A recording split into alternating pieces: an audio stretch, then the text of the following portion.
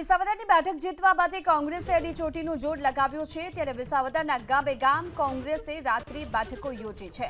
પાલ આંબલિયાએ ખાતર મુદ્દે રાદડિયા પર પ્રહાર કર્યા અને ખાતર મળતું નથી તો ખેડૂતો વાવેતર કેવી રીતે કરે તેવો સવાલ પણ કર્યો।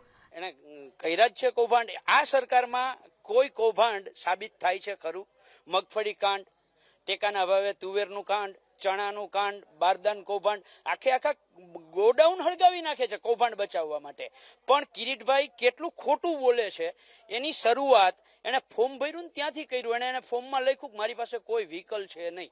હવે અહીંયા જ ગામના લોકોને મેં પૂછ્યું કે તમે માનો જ કિરીટભાઈ અગર કોઈ વાહન ના હોય એવું, તો બધાય કે એના ઘર હોય તો હજારો કરોડોનો માલિક છે અને એના ઘર વ્હીકલ ના હોય એટલે ખોટ। અને મગરના આંસુ કેવા, એને એવું કહ્યું કે હું શું કહેવાય ઝેર પી લઈશ ખેડૂતો માટે, એને રડવા માંડ્યા કિરીટભાઈ। તમે જોજો નાટકનો એવોર્ડ કિરીટભાઈ મળે એવું છે। જેતપુરની અંદર ડીએપી નથી મળતું તો વિસાવદરમાં તમે ખાતર આપવાના છો। અત્યારે અહીંયા વરસાદ થયો ગઈકાલે, ખેડૂતોને વાવણી કરી, નથી મળતું ડીએપી ખાતર જોઈએ છે, નથી મળતું। એટલે માત્ર ને માત્ર ભ્રામક વાતો, ભ્રામક પ્રચાર અને ખેડૂતોને કેવી રીતે લોભ લાલચમાં ફસાવી અને કેવી રીતે મત લેવા એનું જ કામ ચાલે છે।